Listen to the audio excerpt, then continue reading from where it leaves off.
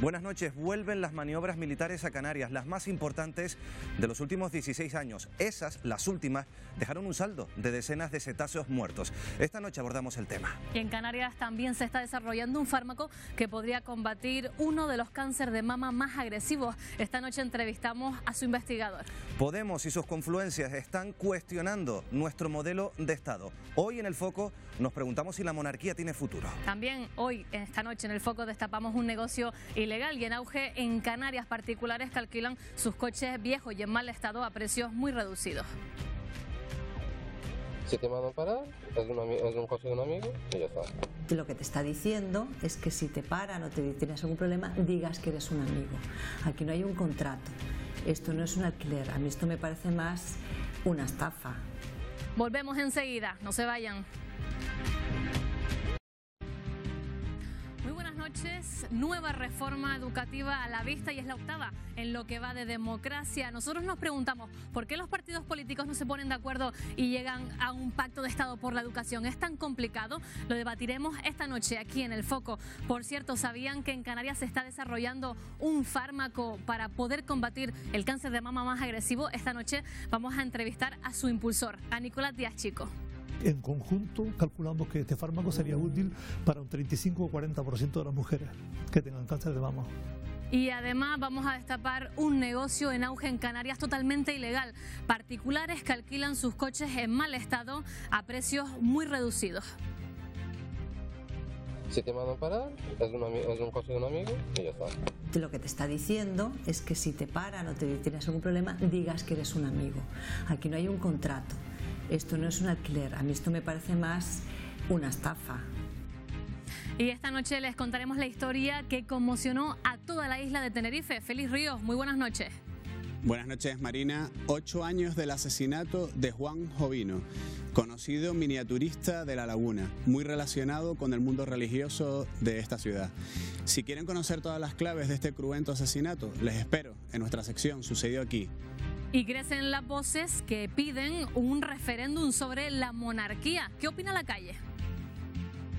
Creo que estamos manteniendo una institución que es la monárquica, que no creo que esté haciendo nada por el país. La monarquía la queremos, sobre todo a este rey que tenemos. Arrancamos.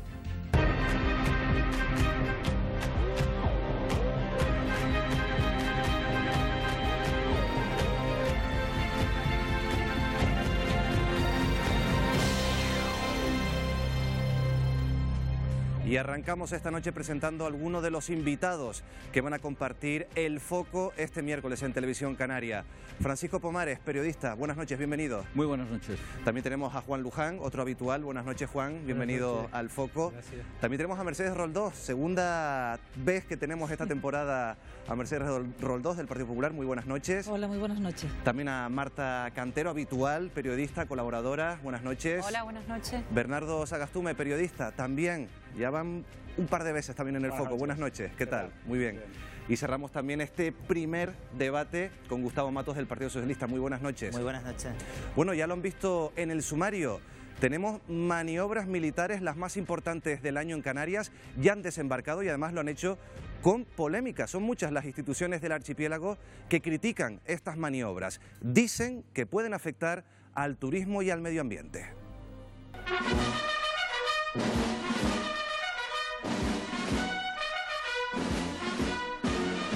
Año 2002, el ejército realiza maniobras militares con sonar en aguas de Fuerteventura, provocando el variamiento masivo de cetáceos. 15 de ellos mueren.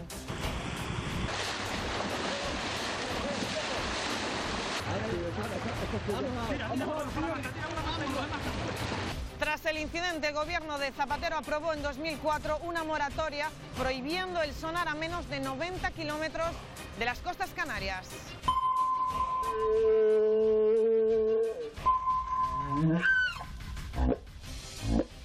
Esta semana las maniobras han vuelto. Defensa subraya que no están utilizando ningún medio como el sonar. La propia delegada del gobierno, Elena Máñez, insiste en que son inocuas. No obstante, el gobierno y el ejecutivo canario se muestran muy preocupados por su impacto ambiental. Pero no solo existe esta preocupación, colectivos como Ben Majer rechazan actividades bélicas en suelo canario. Canarias es un patio de armas. Exigimos que las administraciones públicas representen el sentir del pueblo canario y se opongan a que se desarrollen este tipo de prácticas en nuestro territorio.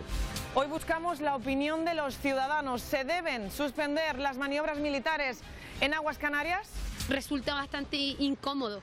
Parece que vivimos en una zona de guerra sin estar en guerra. Creo que no se deben suspender, que debemos estar preparados siempre y cuando se tomen las precauciones para evitar el varamiento de cetáceos y el daño al medio ambiente. La demagogia de que van a morir sifios, quiero decir, también mueren por las hélices de los barcos rápidos que cruzan el archipiélago. No creo que haya que prohibirlas. Los canarios nos olvidamos que somos frontera, y una frontera realmente complicada.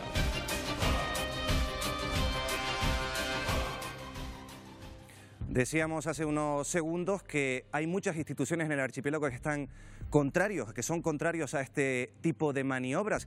Una de esas instituciones es el Cabildo de Fuerteventura. Saludamos a Rafael Páez, portavoz de Coalición Canaria en el Cabildo Majorero. Señor Páez, buenas noches. Muy buenas noches. ¿Por qué están contrarios? ¿Por qué se muestran contrarios ante este tipo de maniobras? Bueno, pues varias cuestiones. En primer lugar, yo creo que se ha comentado los antecedentes que he oído. Señor Páez, ¿puede bajar un poquito el altavoz? Porque ya saben que en televisión los sonidos se van acoplando. Baje un poco el altavoz y siga la entrevista a través del teléfono y así nos escuchan mejor en casa y también nosotros aquí en el plató. Le preguntaba, señor Páez, ¿por qué están en contra de este tipo de maniobras?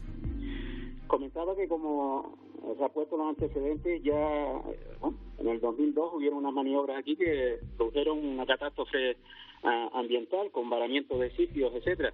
Pero no solo eso, es que el territorio de Fuerteventura está prácticamente ocupado por instalaciones militares, desde el campo de tiro de pájara, 47 millones de metros cuadrados de limitación para maniobras, que han sido ampliados en protección sumando unos 60.000 millones de metros cuadrados. Tenemos el acuartelamiento Perenzuela, tenemos la montaña La Muda. Prácticamente estamos militarizando nuestra isla. Creemos que, aparte que estamos en contra de esta situación, que se produzcan las maniobras en la isla de Fuerteventura, pues puede dar lugar a situaciones, yo creo que en contra de nuestra actividad turística. Señor Páez, ustedes han pedido suspender estas maniobras. Estas ya no las suspenden, pero ¿creen que en un futuro vamos a dejar de ver maniobras, por ejemplo, en Fuerteventura? ¿Que va a hacer caso el Ejército a, por ejemplo, las peticiones del Cabildo de Fuerteventura? Nosotros lo que exigimos es que cualquier tipo de este tipo de actividades que se quieran hacer en la isla de Fuerteventura se cuente con las limitaciones de la isla. Recientemente se ha aprobado el Estatuto de Canarias, donde reconocemos que es un territorio de paz, las Islas Canarias. Nosotros Fuerteventura también así lo hemos reconocido.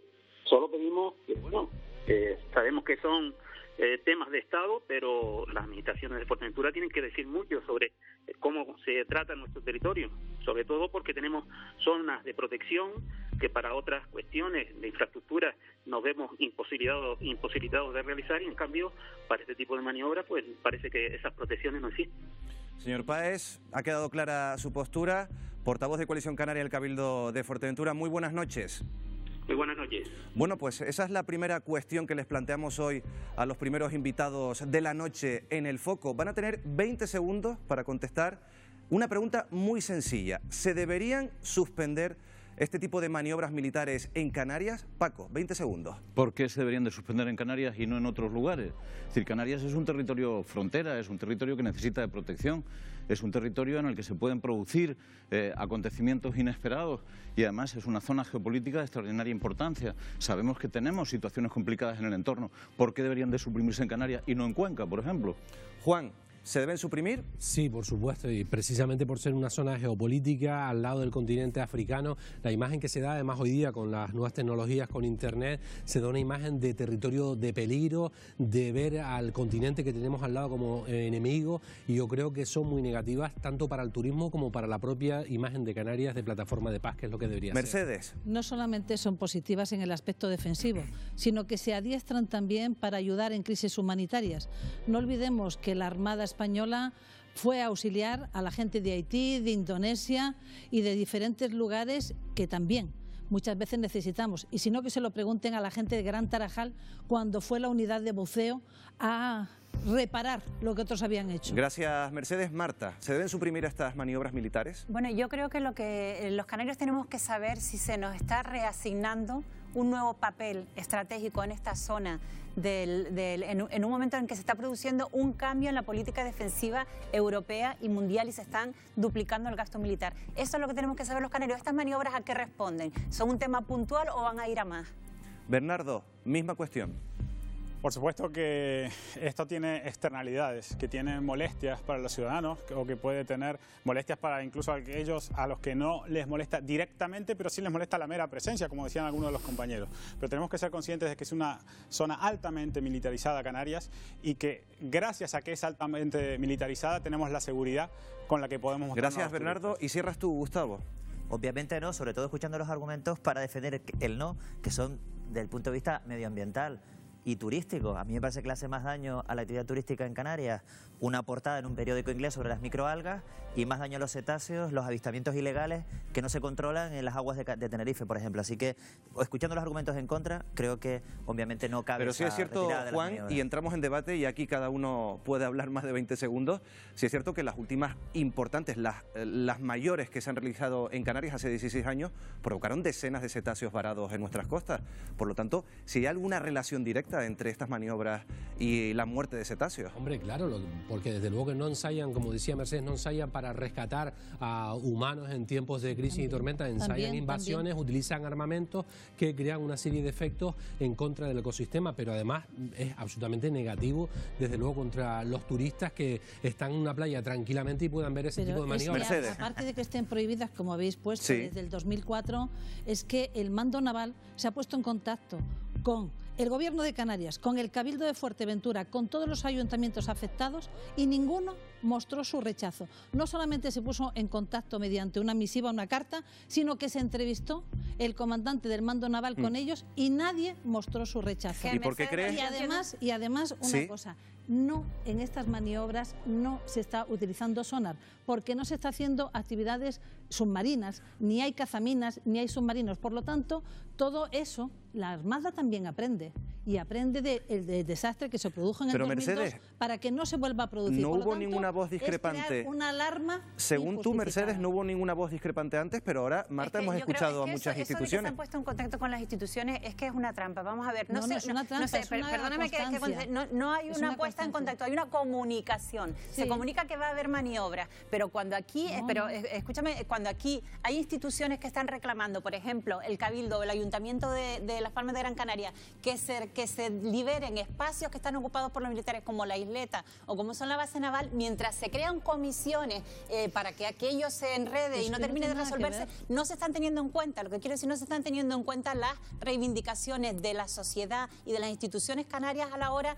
de hablar sobre la defensa de Canarias. No, pero a mí se comunican las maniobras únicas y exclusivamente. A ver, me parece un poco excesivo atribuirse la voz de la sociedad, por ejemplo, en relación con el tema militar. Hay distintas posiciones, hay gente que considera que los militares sobran y hay gente que considera que Canarias es una zona en la que hay pocos militares. Antes ha dicho alguien por aquí que la zona geopolítica de Canarias es una zona altamente militarizada. Es verdad, pero no en lo que se refiere a Canarias. En España las Fuerzas Armadas son 175.000 personas y en Canarias hay 9.000 efectivos, menos de los que le corresponderían por población, que es un dato, es un dato específico. No es un problema de territorio. Recuerda que tenemos un montón de costas, recuerda que, por ejemplo, hay islas donde no hay presencia militar ninguna, ni un solo efectivo, ni un militar, en la que si algún día a algún vecino se le ocurriera coger una lancha, presentarse y poner una bandera, pues tendríamos un conflicto internacional. Gustavo, y vamos con Bernardo también. Lo que ocurre de verdad es que a algunos les molesta que el ejército español haga maniobras por un tema ideológico.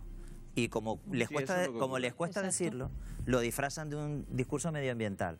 Y a veces coincide con los que tienen responsabilidades muy importantes en la protección del medio ambiente en Canarias y, como dije antes, pues no invierten un duro en las microalgas, permiten que hayan avistamientos ilegales y visitas ilegales. ¿Crees, Gustavo, que se está utilizando este tema de manera electoral? Para hablar, para que el debate sea de verdad, no lo digo por las que estamos sentados en este plató, pero para que el debate sea de verdad, que los que no quieren el ejército español porque les molesta, ideológicamente están en sus derechos, pero que lo digan. Pero que no disfracen eso de un Bernardo, perdona, Juan. Coalición Canaria. Juan. Lo de los cetáceos se produjo en el 2002, hace 16 años. Escuchamos a Bernardo y vamos contigo, Juan. Bernardo. Los militares ya no producen daño a los cetáceos, se lo están inventando. Porque lo que les molesta es la bandera española. Perdona, Gustavo, vamos, Bernardo, venga. En las islas, no podremos hacer nada contra aquellos que ven un uniforme militar en la calle, en la playa o en el mar y les sale, se brotan todos. Contra eso no podemos hacer nada. Sí podemos apelar a un argumento racional, y es decir, que en África, que no está muy lejos, hay toda una línea de estados fallidos con el peor yihadismo que hay en estos momentos en el mundo. Y que eso está ahí al lado. Y que la política europea, así como tiene una política agraria común, también tiene una política ahora en seguridad y defensa, y es una de las prioridades. Eso me parece, y que de eso nos vamos a beneficiar, y que no hay que acordarse de Europa solo para la subvención del plátano, o solo para las grandes infraestructuras, o solo para la industria mega protegida de Canarias. Hay que acordarse de Europa para todo. Vamos con Juan y con Mercedes. Ese argumento me parece maravilloso en el sentido que evidentemente tenemos que protegernos, armarnos y tener, por ejemplo, más militares en Canarias que médicos, por dar un dato, para defendernos de ese norte de África. No, pero perdón, déjame terminar. Porque cuentas a todos los militares, incluso a los soldados. Mete entonces también a los sanitarios. Y verás cómo el dato se te confunde completamente. No es falso. ¿Hay más militares que médicos, sí o no? ¿Hay más militares que sanitarios? He dicho médicos. ¿A qué militares estás contando? ¿A los militares de carrera? ¿Estás contando militares de carrera o a todos los profesionales? Venga. Acabas tú, la cifra la diste tú, 9.000 militares. Y yo he dicho que hay más militares que médicos. Dime cuántos sanitarios hay. Hay más militares que médicos. Dime cuántos sanitarios 23.000. ¿Cuántos? 25.000. Pues ya está, la comparación así, no hagas trampa. Yo he dicho médicos. Es que si no puedes decir. Bueno, vamos a seguir avanzando. Seguimos avanzando. ¿Me dejas responder, por favor, a Bernardo, que me interrumpió? A ver, 1-1. Resulta que 1-1 que estamos hoy descontrolados esta noche. Vamos con Juan. No, resulta que nos tenemos que armar los europeos para defendernos de esos países africanos peligrosos a los que le vendemos las armas. Ese argumento me parece una maravilla. Y sobre la representación de la sociedad, mira, Paco, de lo único que se le ha preguntado a Canarias fuera de las elecciones es sobre la OTAN, y votó que no. Y este ejército es de la OTAN. En la misma época se le preguntó sobre la Constitución. Quiero recordarte. A ver, en la misma época 1-1. Juan, vamos a dejarlo aquí. Mercedes y Marta. Mercedes y Marta, venga. Gustavo, Mercedes, venga. Pero la sociedad canaria dijo que no. A ver, vamos a escuchar a Mercedes. Del antimilitarismo sobrevenido de algunos. Yo recuerdo muy bien, agosto del año pasado, del 2017, el presidente del Gobierno de Canarias fue a ver a las tropas que salieron de aquí para el Líbano. Se fue hasta el Líbano a verlo. Y ahora su propio grupo político está en contra de las maniobras militares en Canarias.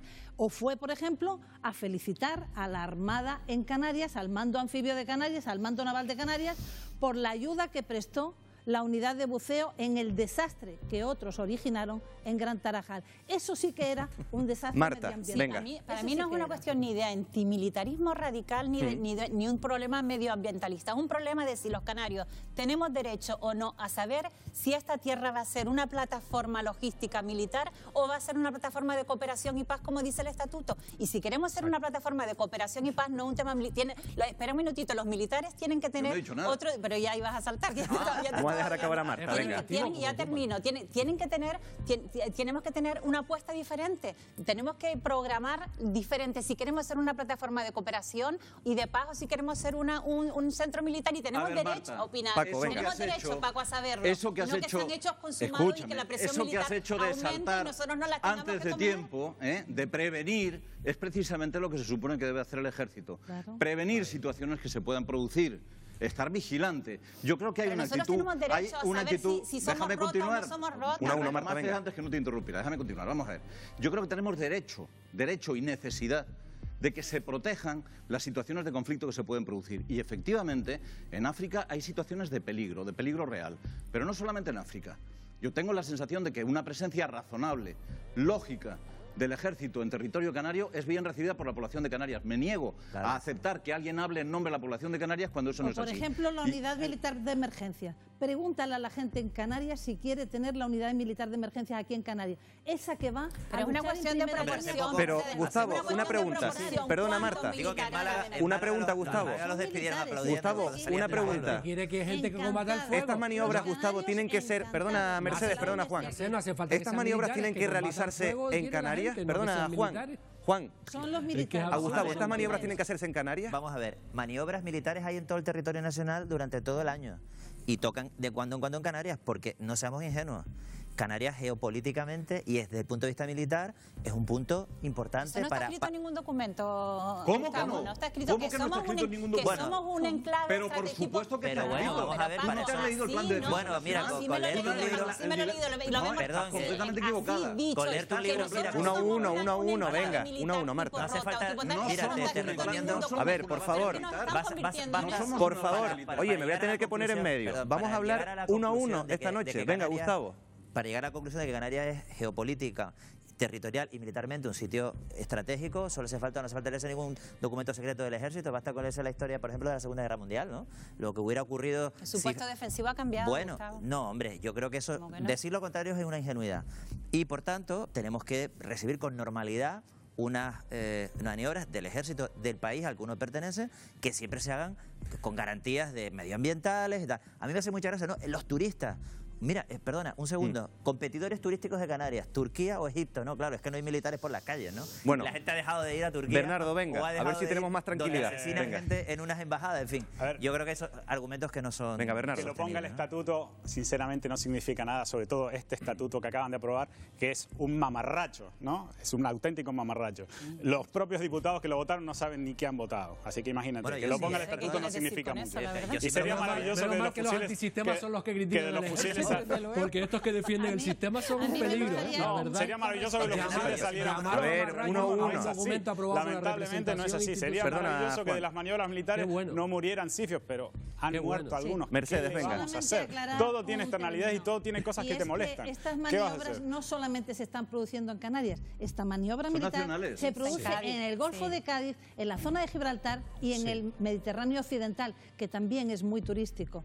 Muy turístico. Pero yo no he oído el tema turístico en ningún momento. Es lo que buscan también los turistas. Y esto es un plus a las bellezas y al Es una pena que habiendo tenido un ministro... La seguridad. Gracias a esa seguridad, muchos de los turistas que antes iban al norte de África o al Mediterráneo y que hay conflicto en esos sitios, vienen aquí por la seguridad. Juan, 20 segundos y se resuelve el debate, ¿eh? Siguiendo lo que dice Mercedes, una pena que habiendo tenido un ministro canario no hubiera utilizado unas campañas con fotos de la OTAN, con la pasta que se gastó en algunos medios de comunicación de dinero de turismo, no hubiera hecho fotos de maniobras y la hubiera puesto en vallas publicitarias si los turistas vienen más porque hayan maniobras. No, pues dejamos, Mercedes, dejamos el debate aquí, ¿eh? Mercedes, oigan, están guerreros... Vamos a escuchar, que escúchenme, están guerreros esta noche, parece que van ustedes a ir de maniobras también a Gran Canaria y Fuerteventura, a lo mejor el ejército los quiere allí en las playas. Dejamos este debate aquí y hablamos de otro asunto también que hemos conocido estos días, porque ya conocemos las propuestas del Partido Socialista para modificar la ley educativa. Ya se ven que quieren modificar la actual ley educativa, la conocida como Ley Wert, y hay algunas propuestas que nos recuerdan a la anterior normativa, la que propuso el PSOE en el año 2006, la LOE. Son novedades que se parecen, pero también hay novedades en ese nuevo texto, ¿verdad, Marina? Así es, Miguel Ángel, porque el gobierno de Sánchez ya tiene su propuesta educativa. Otra reforma más del sistema que las asociaciones de padres y madres de Canarias valoran así.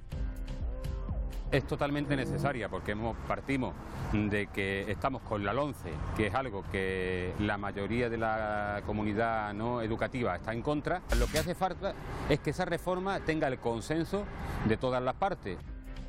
Una nueva norma que pretende acabar con la polémica Ley Wert con cambios como estos. Deja de ser obligatoria la asignatura de religión cuya nota no contará para acceder a la universidad o a las becas. En su lugar se impone una asignatura sobre valores cívicos y éticos.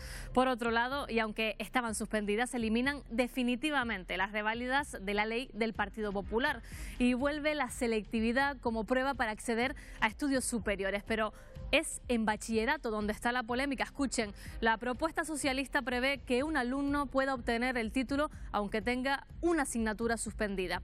Y lo podía obtener si los profesores consideran que tal suspenso lo compensa con el resto de asignaturas aprobadas. Una idea que no ha sentado bien a una parte de la comunidad educativa que cree que así se rebajan las exigencias y también el nivel educativo. También se toman medidas con los repetidores en uno de los países con mayor índice de toda Europa. Los socialistas quieren planes personalizados para ellos y ponérselo mucho más fácil. En bachillerato se ampliará hasta 3 los cursos necesarios para superarlo.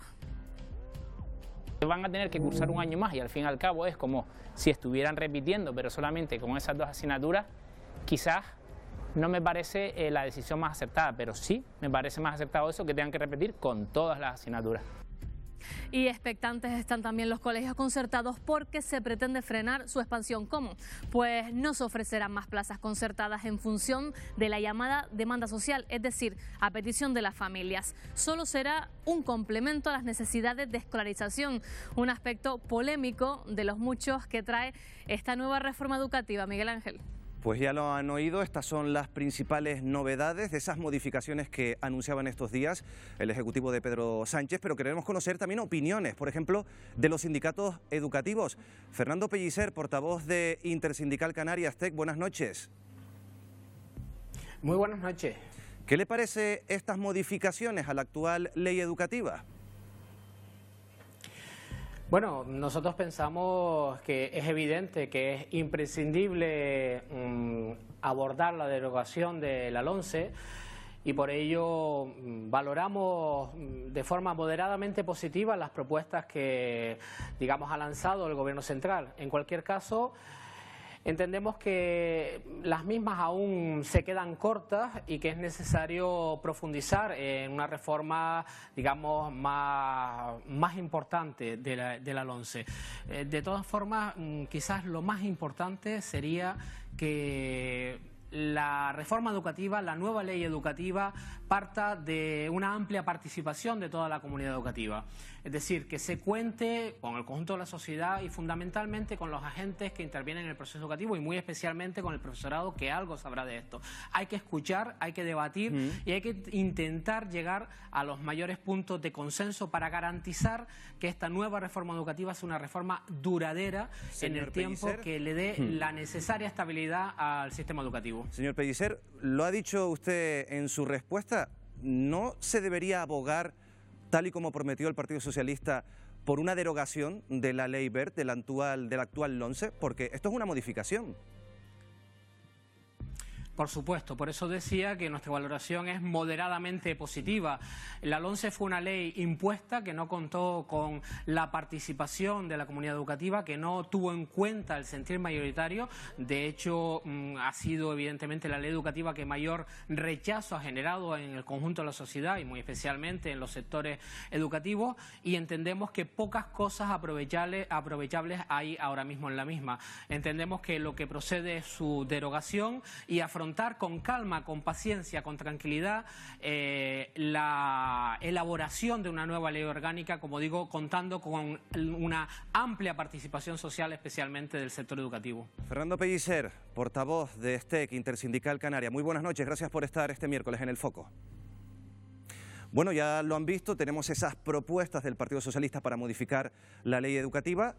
Y antes de ir con esos primeros 20 segundos, saludamos a los que se incorporan al debate. Vidina Espino, secretaria de Comunicación de Ciudadanos en Canarias, buenas noches. Muy buenas noches. Y Laura Fuentes, secretaria de Comunicación de Podemos en Canarias. Buenas noches, Laura. Buenas noches. Bueno, pues planteamos esos 20 segundos, esa primera cuestión. ¿Es necesaria una reforma educativa, una nueva reforma de la ley educativa? Paco, 20 segundos. Yo creo que la ley Wert es una ley que ha sido discutida prácticamente por todo el mundo y rechazada por todas las fuerzas políticas y por la comunidad académica, por la comunidad educativa.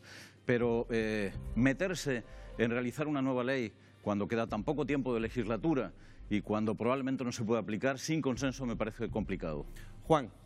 Coincido con lo que acaba de decir Paco, es fundamental el consenso, no repetir, llevamos, no sé ya si casi una decena, ¿no? Desde el año 78 de leyes educativas, y es fundamental el consenso. Lo que pasa es que habrá que ver si hay ciertos sectores, por ejemplo, el Partido Popular, que se atrevió a aprobar en solitario una ley, si está dispuesto a dialogar y a aceptar. Ya Gabilondo lo intentó siendo ministro. Tiempo, Juan. Mercedes. Fíjate si estaba dispuesto a dialogar el Partido Popular, que año y medio llevaba una subcomisión parlamentaria trabajando por el Pacto por la Educación, con 83 comparecientes que desde luego este Gobierno ha despreciado, porque ha dado apenas 15 días para que se hagan alegaciones a esta propuesta de modificación y ni siquiera les ha hecho caso, ni tampoco a los informes internacionales. Mercedes. Laura. Lo que necesita este país es que se vele de una vez por la educación pública y por una educación decente, y lo que necesitamos es que las reformas que se hagan sean duraderas, que vayan de generaciones y no cambien de cada 2 o 4 años con el color político del partido que gobierne. La gente necesita una educación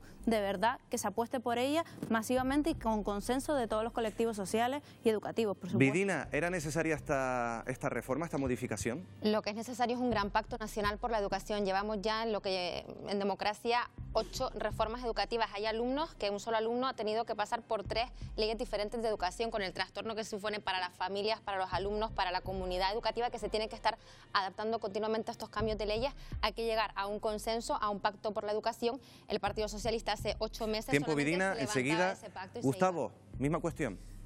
España estuvo muy cerca de aprobar una ley educativa consensuada con el ministro Gabilondo, incluso apoyada por el Partido Popular, que se bajó en el último minuto por cuestiones estrictamente electorales, y una vez ganó las elecciones nos impuso una nueva ley electoral unilateral. Creo que son reformas puntuales, necesarias, sin desdeñar que es necesario un pacto potente y amplio sobre el modelo educativo, ¿no? Vamos con un asunto polémico para abrir este debate sobre esas modificaciones. Ya lo han escuchado en el vídeo introductorio. Hay una posibilidad de superar bachillerato con una asignatura suspendida. Juan, ¿qué te parece esta opción que se le da a los alumnos? Yo voy a aprovechar que no me está escuchando mi hija y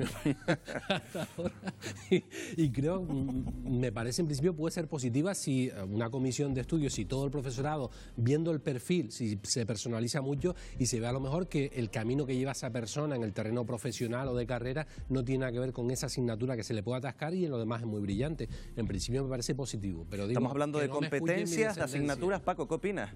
Vamos a ver, yo creo que tendemos a fijarnos en las cosas que probablemente tienen menos importancia. Lo que se plantea para el bachillerato existe en la Universidad Española desde hace un montón de tiempo. Tú puedes superar una carrera faltándote una asignatura. Sin ningún problema, se te da el título aunque te falte una asignatura, haces una convalidación específica con los profesores y se llega a ese acuerdo. Ese no es el problema, porque efectivamente a alguien se le puede atravesar algo. El problema es que en la educación española hay demasiada ideologización, hay demasiada tendencia a considerar, a buscar el conflicto por cuestiones que son menores y no se va a lo que es realmente importante, que es montar un sistema educativo de calidad, un sistema educativo que contemple todos los recursos que están disponibles en educación. Fue el Partido Socialista el que incorporó la educación concertada, fue el Partido Socialista en 1983 el que la trajo, y que al mismo tiempo implemente mecanismos para que no se produzcan las desigualdades que hay ahora entre comunidades autónomas, porque conviene recordar que una de las cosas de las que no se habla de esta ley, es que intenta de alguna manera normalizar el comportamiento en todo el país. Mercedes, y eso es importante. Lo de la asignatura suspendida para bachillerato, ¿esto no es bajar un poco el listón? Claro, esto es acabar con la cultura del esfuerzo. Y sobre todo hay una cosa, y es que mientras que ha estado gobernando el Partido Popular, el fracaso y el abandono escolar en este país, en España, ha bajado 6 puntos porcentuales. Ese es el problema que tenemos en este país. La falta de preparación adecuada de nuestros jóvenes para darles oportunidades para que no se incremente el paro juvenil. Ese es el problema gordo de este país. Y ese problema, desde luego, iba por buen camino con la LOMCE y ahora volvemos otra vez a la LOCSE, a la de los ninis. Ni estudio, ni trabajo y paro juvenil. Gustavo, perdona Juan, Gustavo, el Partido Socialista quería derogar la ley Wert. ¿Por qué no la deroga y la está modificando? Es que esto es una derogación. Se derogan una serie de artículos de la ley. Pero no la ley entera, Gustavo. No hay tiempo para hacerlo y se va a una cuestión que es una modificación de algunas cuestiones que son muy importantes y urgentes. Dicho esto, es contradictorio que se defienda que cuente la religión, pero que un alumno no pueda pasar el bachillerato porque suspenda educación física. Creo que es bastante contradictorio. Creo que en este asunto, además, creo que el objetivo además tiene que ser también presupuestario. Y aquí hay un compromiso del Gobierno de alcanzar el 5% del Producto Interior Bruto en materia de educación. Por eso es uno de los motivos por los cuales se abandonó esa subcomisión de educación. Perdona, Mercedes. Pero alguien tendrá que explicar alguna vez en el Partido Popular por qué se bajaron del acuerdo de Estado que estaba firmado y que a última hora se bajaron cuando era ministro de Educación el señor Gabilondo. Enseguida damos la palabra a Vidina y también a Laura, pero fíjense, porque lo hemos planteado en varias ocasiones en este debate. Desde el año 1970 ha habido en este país 7 leyes educativas. Si se aprueba la del Partido Socialista, será la 8ª. Leyes educativas que han cambiado de esta manera todos estos años.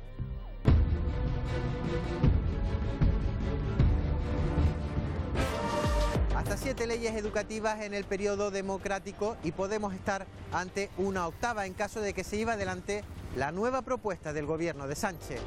La primera de estas normas educativas que tuvo la etapa democrática venía del franquismo y llegó a estar vigente hasta 1980, fecha en la que el gobierno de Adolfo Suárez aprueba una nueva ley. A partir de ahí se suceden 3 cambios más en poco más de una década, hasta que en el año 2002, con Aznar al frente del gobierno, se aprueba otra legislación, aunque nunca llegó a aplicarse. El siguiente turno fue para la ley del socialista Zapatero en 2006, que posteriormente fue anulada por la polémica Ley Wert a cargo del Partido Popular en 2013 y aún vigente. Durante este recorrido de casi 40 años, ni una sola vez las diferentes fuerzas políticas se han puesto de acuerdo para llegar a un pacto de Estado que permita que España tenga un sistema educativo estable y sólido. Cada vez que hay un cambio de gobierno, cada gobierno intenta imponer su estilo de lo que entienden que debe ser la educación, te obligan a realizar un trabajo que ya sabes que es baldío. Y esto es desmoralizador. Cuando aprendes a evaluar conforme a la ley que tienes delante, vuelven y te la cambian, entonces continuamente el profesorado se ve perjudicado, el alumnado también. Son leyes que han estado incluso matizadas políticamente y que han actuado como péndulo, que un signo u otro las han intentado llevar hacia un lado o hacia el otro. El último intento para alcanzar ese pacto de Estado saltó por los aires el pasado mes de mayo tras una negociación de 15 meses. En esta ocasión, Podemos y el Partido Socialista abandonaban las conversaciones. Prevalecían los intereses de los grupos frente al interés común, y porque lo que parecía ser un acuerdo de base realmente era un acuerdo programático.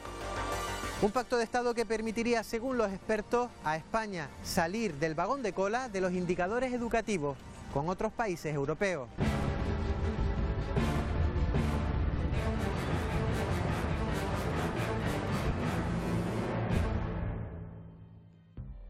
Pues indudablemente los que viven todos estos cambios son los propios alumnos y los padres y las madres. Saludamos a Eusebio Dorta, presidente de la Federación de Asociaciones de Padres y Madres de Tenerife. Señor Dorta, buenas noches. Buenas noches. ¿Por qué no se ha llegado en este país a un pacto por la educación, señor Dorta? La verdad que la sociedad lo tiene muy claro, lo que no lo tiene claro es la clase política. Este país ha sufrido 7 leyes orgánicas y las ha sufrido porque no han sabido darle estabilidad a la educación. Y está claro que ahora mismo la sociedad está un poco escéptica a que la clase política dé la solución. Cada uno intenta llevar la ley orgánica hacia su lado y vuelve a actuar como péndulo cuando la vuelve a llevar la otra la oposición hacia el otro lado. Al final estamos teniendo unos profesores desorientados, unos alumnos que no tienen un futuro claro porque no saben, cada vez que van a hacer, pues le corrigen incluso los libros, y después tenemos también una familia que no sabemos ni qué libros compramos ni cómo actuamos ante esta, la verdad. Porque, por ejemplo, señor Dorta, ¿cómo afecta a los padres cada cambio de la ley educativa? ¿Cambio de libros? No sé si económicamente también lo notan en el bolsillo. Claro, no solo afectan los cambios de libros, afecta también en la incertidumbre que tenemos, porque cada padre y cada madre quiere darle lo mejor a su hijo para que esté en una adecuación adecuada. Cuando vemos a qué nivel estamos a nivel europeo y que esto no hay una solución, nos llena de impotencia, y tenemos una clase política que no nos ha dado la solución. Aquí en Canarias hemos hecho un gran paso, hemos hecho un pacto político en el que al final se han puesto de acuerdo todas las clases y la sociedad para llegar a unas líneas rojas en educación, lo que no se ha conseguido a nivel nacional y se ha materializado en una ley orgánica, en una ley canaria de educación que todo el mundo tiene claro que lo representa. ¿Por qué no se hace lo mismo a nivel de Estado? Eusebio Dorta, presidente de la Federación de Asociaciones de Padres y Madres de Tenerife. Muy buenas noches. Buenas noches. Vidina, ¿por qué los partidos políticos no se ponen de acuerdo? Ustedes, Ciudadanos, que son de los últimos en llegar al Congreso. Pues yo creo que lo acaban de explicar perfectamente. El bipartidismo ha hecho imposible llegar a un consenso en materia educativa porque utilizan la educación como una herramienta ideológica, no como una herramienta de igualdad de oportunidades, de futuro y de apuesta de país. Se ha visto cada vez que se está a punto de llegar a un acuerdo, se levantan de la mesa, ya sea el Partido Popular o el Partido Socialista, hace solo únicamente 8 meses que se acaban de levantar de ese acuerdo, y lo que hay que ver son cuestiones de calidad en la educación. Eso también pasa por recursos que se tienen que destinar a la educación. Se destinan actualmente en Canarias 100 millones de euros menos a educación que hace una década, y eso tampoco se Laura, Podemos se levantó también con el Partido Socialista del último intento de pacto. Es que lo que se necesita en educación no es tanto hablar de pacto, ni ponerle otro nombre, ni hablar de reforma, sino lo que se necesita es más presupuesto, es más profesores, es hablar de formación del profesorado, que también necesita renovarse en muchos casos, es menos tasas universitarias, no las que impuso el Partido Popular, sino reducirlas, y más ayudas y más becas. Lo que se necesita es facilitar la vida a los estudiantes y a las estudiantes. Pero Mercedes, Gustavo, ¿por qué no se ponen de acuerdo? Hemos hablado con los nuevos partidos, pero ya saben que la acusación va también al bipartidismo, al Partido Socialista, al Partido Popular. ¿No? Que habla son quienes han gobernado. En el reportaje de que ha habido 7 leyes orgánicas referentes a la educación. Aplicadas. Yo pasé por es cierto 3. que ha habido más. Yo pasé por 3. No. Vamos a ver, del Partido Popular, nada más que la LOCE, que ni siquiera entró en vigor porque Zapatero llegó y en el primer pleno, y yo era diputada y lo sé bien, derogó la LOCE antes de que pudiera empezar a ejecutarse. Y ahora la LOMCE, que se aprueba en el 2013, como decía antes, con muy buenos resultados en cuanto a fracaso y abandono escolar, porque no olvidemos, los informes PISA sobre la educación española, y no digamos de la canaria, son demoledores. Y eso está restando a toda una generación de jóvenes oportunidades de vida y oportunidades de empleo. Gustavo. Ese es el drama. Ese es el drama de aquellos que quieren estatalizar. Obviamente está claro que no soy objetivo, ¿no? Claro. No estaría mal también que los nuevos partidos, aparte de decir esto de rollo del bipartidismo y tal, que nos digan también qué sistema educativo quieren, porque al margen de acusar al resto de partidos, estaría bien que nos digan... ¿No se sientan, Gustavo? Estaría bien que nos dijesen qué sistema educativo, porque es difícil llegar a un acuerdo con alguien que no hace propuestas, ¿no? Pero hay que recordar, y a mí me parece importante, porque la historia hay que leerla, por cierto, en otros países, en fin, comparémonos con países como Alemania y tal, tampoco es tan raro que haya cambio, en 40 años cambio de leyes educativas. Pero tienen más inversión y más presupuesto en educación, mucho más. Ojalá pudiéramos aprender de ahí. Un compromiso del 5% que no se está cumpliendo. Pero hay que recordar, para poner el peso de la responsabilidad en cada uno, con el ministro Gabilondo se firmó un acuerdo de Estado con sindicatos, con padres, con todos los partidos políticos, incluido el Partido Popular, sobre modelo educativo. Y el Partido Popular en el último minuto se bajó. Por tanto, ese intento ya se hizo. Y a continuación, en cuanto tuvieron mayoría absoluta, impusieron su modelo educativo a todas las fuerzas políticas del Congreso de los Diputados sin diálogo y sin consenso. Mercedes, esta es la realidad de lo que ha ocurrido hasta ahora. Ley que ha entrado en vigor, no en el año 83, ni en el 84, ni en el 87. Lo que ha ocurrido en la última década. Esta es la realidad de las cosas. La famosa LOSE. La realidad. Y lo que hace el gobierno... Gustavo, escuchamos a Mercedes, venga. Que ha llevado al paro a toda una generación de jóvenes. Y a mí me gustaría destacar una cosa muy importante, y es el recorte sobre los derechos de los padres que quieren introducir con esta modificación. Vamos a ver, la propia Constitución española establece que el Estado, que los poderes públicos tienen que ser garantes de los derechos que tienen los padres a elegir la educación de sus hijos y no a estatalizar la educación como lo que están pretendiendo. Que yo sé que el PSOE está muy marcado ahora por las alianzas de Podemos, por estar en el sillón de la Moncloa, vamos. Pero eso no se puede llevar por delante los derechos de los padres a que llevemos a nuestros hijos al colegio que consideremos oportuno. Y la educación pública sí se puede vender, porque han hecho ustedes los últimos 4 años, y privatizarla, y a tener el máster que tiene Casado. Acaba de explicar exactamente por qué no hay acuerdo. Porque son los defensores de la educación privada. Exacto. Que en España, que hay una generación de jóvenes perdidos, tiene que ver más con la reforma laboral. Pero si son los primeros que recortan derechos, libertades y presupuesto educativo. El Partido Popular. A ver, a Gustavo, escuchamos a Gustavo. Laura, perdona. ¿Cómo van a hablar de las elecciones ustedes de libertad? En los colegios, esta es la realidad. Esta es la realidad. No puedes hablar de ideologización de la educación. A ver, uno a uno. Sinceramente, Gustavo, creo que si hay una demostración de por qué no funciona el acuerdo educativo en España, está clarísimo. Es porque no son ustedes capaces de ponerse de acuerdo. No son capaces de ponerse de acuerdo porque le dan una extraordinaria importancia a la ideología y, por otro lado, y yo creo que es también muy importante, porque no se ajustan a la verdad. No es verdad, no es verdad que ninguna ley haya conducido a miles de españoles, de jóvenes españoles al paro. Tampoco es verdad que haya sido el Partido Popular el que ha incorporado la privatización. Fue una idea del gobierno de Felipe González.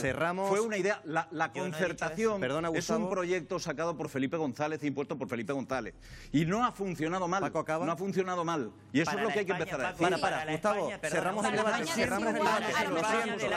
Lo siento, cerramos, Gustavo, cerramos el debate aquí, cerramos el debate esta noche aquí. Mercedes, Paco, cerramos el debate educativo esta noche aquí en El Foco y vamos a pasar a otros temas. ¿Saben que Canarias está a la vanguardia ahora mismo de la investigación contra el cáncer? Ahora mismo se está investigando en la búsqueda de un fármaco que luche contra uno de los cánceres de mama más virulentos, el triple negativo, Marina. Así es, Miguel Ángel, y además estamos hablando de que esa investigación está muy avanzada. Un equipo de investigadores de aquí de las islas podría colocar en el mercado el primer antitumoral canario, pero hace falta muchísima más financiación. Escuchen, porque vamos a hablar con Nicolás Díaz Chico, uno de los mayores referentes a nivel internacional en la investigación contra el cáncer.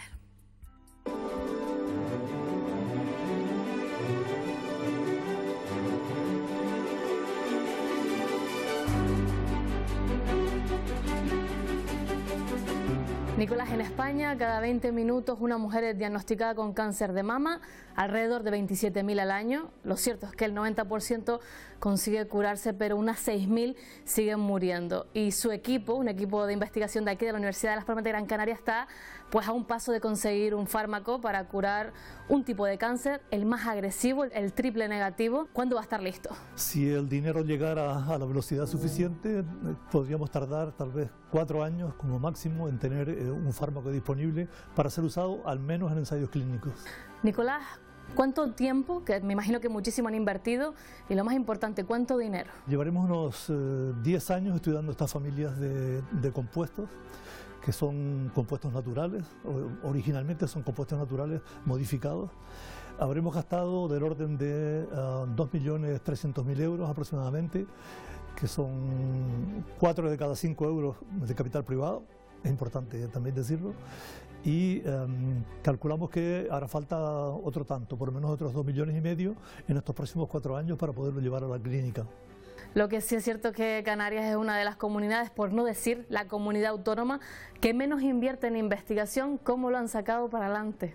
Bueno, ha sido un esfuerzo enorme de un montón de gente, pero sobre todo ha llevado el doble de tiempo del que hubiera sido necesario si hubiéramos tenido más dinero. Hemos tenido durante bastante tiempo personas trabajando, yo calculo que serán unas 35 más o menos. Una parte del trabajo se ha hecho en Las Palmas, efectivamente, o la mayor parte, pero otra parte se ha hecho también en la Universidad de La Laguna, en Salamanca, en Cantabria, y sobre todo con la colaboración del Instituto Canario de Investigación del Cáncer y la empresa CEAMED, que es la propietaria de los compuestos originalmente. ¿Cuál es la prevalencia de este tipo de cáncer en Canarias y cuántas mujeres se podrían salvar si saliera adelante este fármaco? Bueno, el triple negativo está calculado que es en torno a un 17 a 20% de las personas.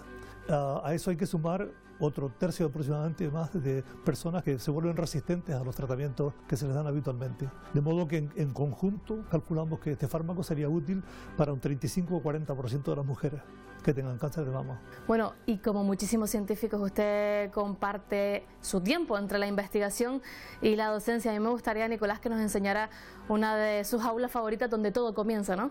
Donde todo comienza. La formación de estudiantes es lo prioritario para nosotros.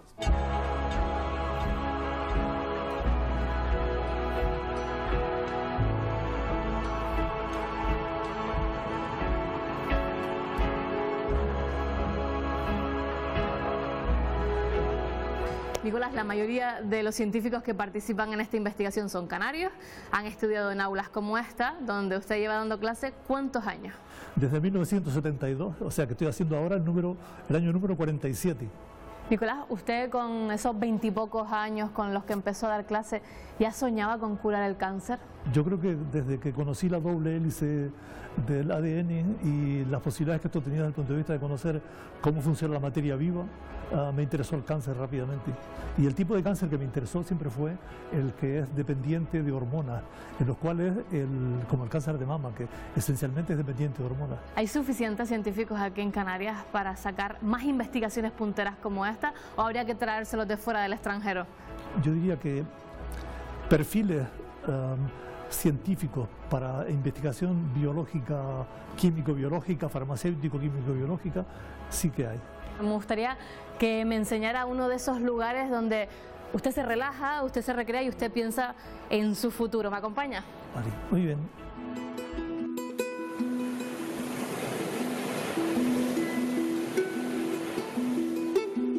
Más de 40 años dedicado a la investigación. ¿Qué ha dejado atrás? Porque me imagino que muchísimo sacrificio. Hombre, yo creo que esto es un trabajo vocacional, entonces lo que dejas atrás tampoco lo echas de menos. Quiero decir, la gente puede pensar que a lo mejor me hubiera gustado más hacer otro tipo de cosas, qué sé yo, viajar más, jugar más al futbolín, yo qué sé.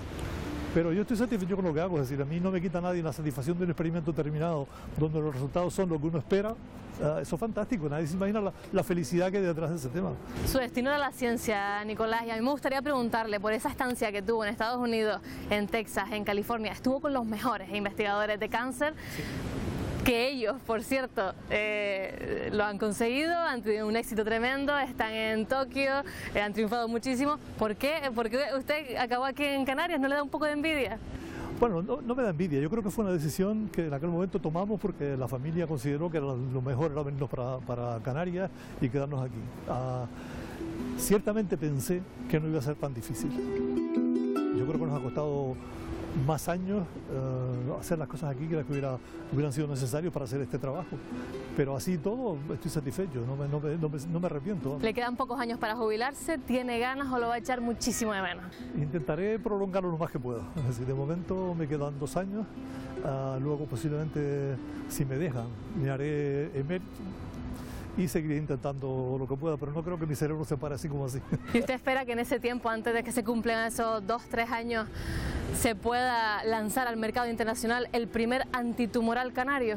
Tengo la certeza de que si yo, no, por la razón que fuera, a mí no me saliera, los que están trabajando en este tema serán capaces de sacarlo con toda seguridad. Nicolás, para terminar esta entrevista le voy a hacer la pregunta del millón, no sé si me la va a poder contestar. ¿Para cuándo una cura para el cáncer? Yo creo que el cáncer en quizás 20, 30 años sea una enfermedad crónica, simplemente. Yo creo que no habrá una cura definitiva, quizás nunca, en el sentido de que nunca te aparezca un cáncer. El cáncer está asociado a la vida y la vida es como es y tiene su propia ley. Difícilmente podremos decir que esté la humanidad libre de cáncer, pero no será una causa de muerte importante en no mucho tiempo. Muchísimas gracias. Gracias a ti, Marina, encantado.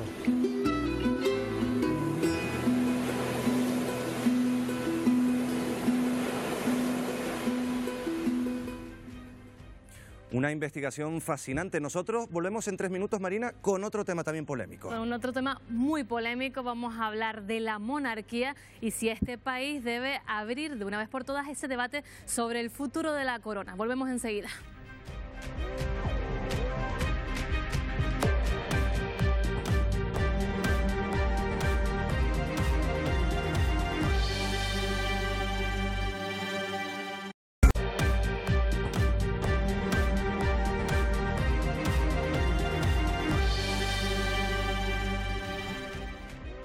Y continuamos en el foco, pero lo hacemos poniendo la mirada en la jefatura del Estado, porque crecen las voces de aquellos que piden un referéndum sobre la monarquía. Eso sí, el gobierno asegura que no es el momento para hablar del futuro de la corona, pero ¿qué opina la calle? Vean.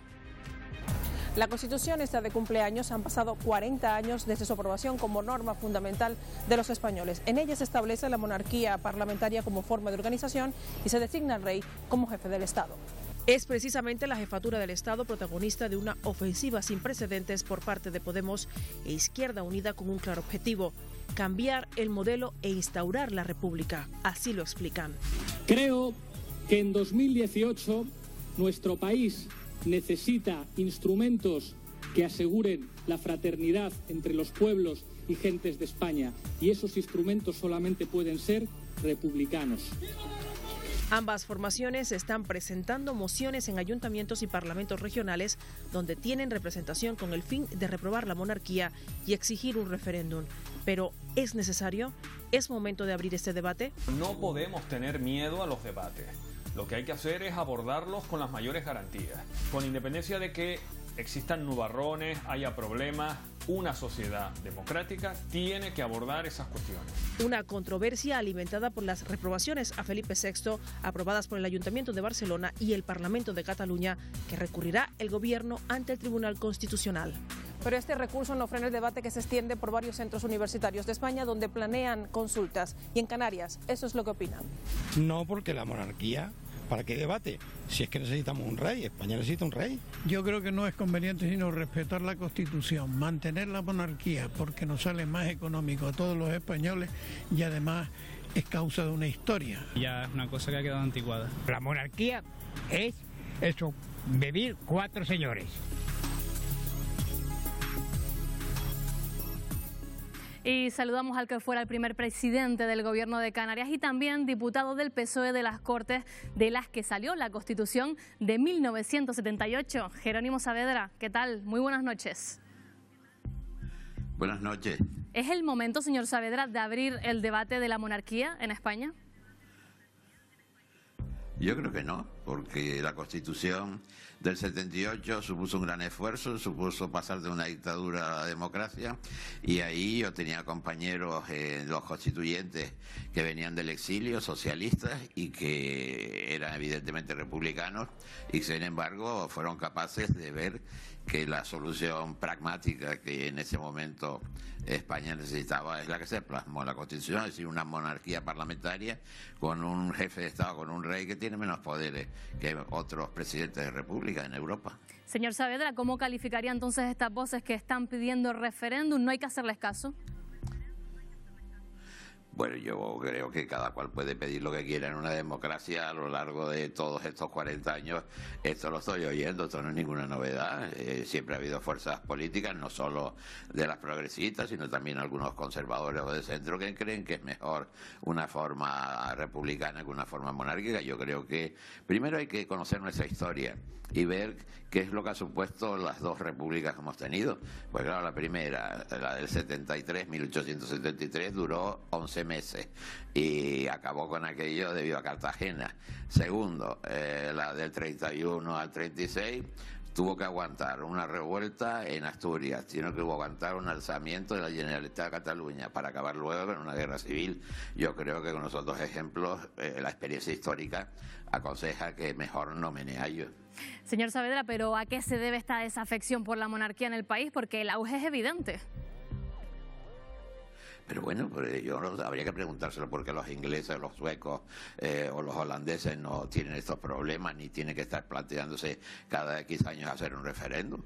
Yo creo que hay muchos países que tienen una forma innovadora, por lo menos se podría plantear en Italia o en Alemania que si quieren cambiar de república. ¿Por qué no? Si no surgen esas voces. Aquí, ¿cuál es el motivo? ¿Cuál es la razón? Porque hay muchas repúblicas hoy en el mundo que son dictaduras. El caso de Venezuela, el caso de Brasil, fíjese lo que nos ha dado o que puede dar una república presidencialista ante ese tipo de experiencia. Mejor, repito, como decía antes, dejemos y debatamos de otros temas que son mucho más importantes. Por ejemplo, cómo recuperan los sindicatos la capacidad de negociación colectiva en una sociedad que cambia completamente como consecuencia de la revolución tecnológica, de la inteligencia artificial, etcétera, etcétera, ¿no? Pero hablando de monarquía, señor Saavedra, ¿cómo califica esta monarquía en la historia reciente de España? ¿Qué ha significado para usted? Me ha significado haber apoyado el cambio, y si no es por ellos, los que no han vivido la época del franquismo, sin recordarles que el ejército era el que era y que estaban todos en torno al dictador, desaparecido y fallecido, que luego estaban las fuerzas de seguridad en lo mismo, más grandes sectores de la Iglesia. Lograr pasar de esa dictadura sin pegar un tiro a la democracia se hizo porque había un respaldo que era capaz de frenar a esos sectores que venían del franquismo más duro y decir que vamos a aprobar democracia, y eso fue el rey. Señor Saavedra, se hizo a través de la presencia del rey. Sí. Señor Saavedra, muchísimas gracias y muy buenas noches. Yo traslado esa pregunta aquí a la mesa de debate con el crono. Ya saben, una única pregunta. ¿Hay que abrir de una vez por todas el debate de la monarquía en España? Paco Pomares, 20 segundos. Yo creo que es un debate absolutamente impostado, un debate introducido en la vida política española como consecuencia de la voluntad de algunos de los agentes políticos de volar el Estado. ¿Eso quiere decir que no hay republicanos o gente de buena voluntad y con inteligencia que considera que la República es un mejor sistema de gobierno? Claro que la hay, pero este es el momento de otros debates, me da a mí la impresión. Juan. Creo que es un debate compatible con cualquier otro debate, y asociar monarquía, república a guerra civil, o como Saavedra, que se saltó el capítulo del golpe de Estado, que lo da un señor que luego nombra sucesor al rey Juan Carlos. Quiero decir, se saltan algunos capítulos históricos. Relacionar república con peligro de militarización o peligro de guerra civil o dictadura, me parece que es un desconocimiento de cómo funcionan las repúblicas en la historia, ¿no? Yo creo que tenemos, como decía Saavedra, una larga historia de monarquía en este país. Las democracias más avanzadas de Europa, llámese Suecia, Noruega, Reino Unido, Dinamarca, que tanto envidiamos en muchos aspectos, son monarquías parlamentarias también como nosotros. Y desde luego coincido con Saavedra también en que las épocas de república no han sido Mercedes, muy Marta, fructíferas. continuamos contigo, hay que abrir ese debate. Yo creo que está abierto ya, se ha abierto, pero se ha abierto porque la propia monarquía, institución monárquica, la ha abierto en cómo ha ido decayendo en su representatividad y en su ser referente. Ha dejado de ser un referente, es víctima de su propio. Se ha abierto ya el debate, en mi opinión, y es bueno que nos pronunciemos con independencia de lo que hagan otros países. Bernardo. Sí, por supuesto que se puede debatir sobre cualquier cosa, no vamos a estar suprimiendo temas, Juan, ¿no? Sobre todo se puede debatir, pero me parece que el momento no es el adecuado, y sobre todo este momento. Hace exactamente un año, yo creo que el rey Felipe VI se llenó de autoritas, aquello que emana de cuáles son sus actos, no de su cargo, ¿entiendes? La mayoría de los españoles hace un año le agradeció Bernardo. a Felipe. Laura, ¿abrir el debate sí o no? Yo soy demócrata y creo que para poder llamarnos democracia las cosas hay que decidirlas, y por eso hay que darle la voz a la gente y que la gente pueda decidir si quiere monarquía o quiere república. Ahora mismo la monarquía tiene muchas sombras de corrupción y otras muchas sombras, y hay que reformar la Constitución y preguntarle a la gente qué quiere, república o monarquía. Lo que sí es cierto, Paco, es que la imagen de la corona no es la misma que hace 30 años. ¿Qué es lo que está pasando y por qué la gente ya no se siente quizás tan identificada con la jefatura del Estado? Básicamente porque la gente no tiene memoria. Hay un montón de agentes nuevos que se han introducido en la vida social y en la vida política y no recuerdan lo que supuso la transición democrática en este país. Y la educación de este lo país que no supuso, ha hecho mucho porque tampoco tengamos mucha memoria, por ejemplo, la gente de mi edad. Déjame seguir, vamos a ver. Eso es lo que estaba diciendo. Hay mucha gente joven que se ha incorporado y que no tiene la percepción de lo que ocurrió. Cuando se produjo la transición, yo no recordaba lo que había ocurrido en la guerra civil. Hay que pensar que ha pasado tanto tiempo desde la guerra civil a la transición como es la transición al momento actual. Y en estos momentos hay una cierta percepción de que las cosas han cambiado. Mire, yo no creo que se deba estudiar la monarquía como una imposición del franquismo. Yo creo que fue una salida que se dio la sociedad española aprovechando un hueco que se había producido. Y ese hueco que se había producido fue ganado por el rey Juan Carlos, que es lo que ocurre, que como nos pasa a todos, se hizo viejo, se equivocó, metió la pata y hizo cosas que no estaban correctas. Dimitió. Me gustaría ver a cuántos políticos que han cometido errores, como el del rey Juan Carlos, abdican y se retiran. O Sarkozy se cometió errores, lo llegaron a detener y lo han investigado. El rey Juan Carlos cometió errores, hay sospechas de corrupción y el PP, el PSOE y Ciudadanos frenan una investigación política que no tiene que ver ni siquiera con que sea inviolable o no inviolable. Es la diferencia que hay entre ser presidente el rey emérito no es inviolable, perdona, bueno, si no ni siquiera se habría tenido la consideración de si se le podía investigar, ¿no? El argumento que han dado los partidos que han frenado una investigación. No pueden dar un argumento falso. Lo han dado. El rey no es inviolable. El rey no es inviolable, eso no es cierto. Corina sabe que no es inviolable, pero lo han dado. Una distorsiona el debate, en mi opinión, el que nos hagan creer que sin la monarquía no va a haber democracia.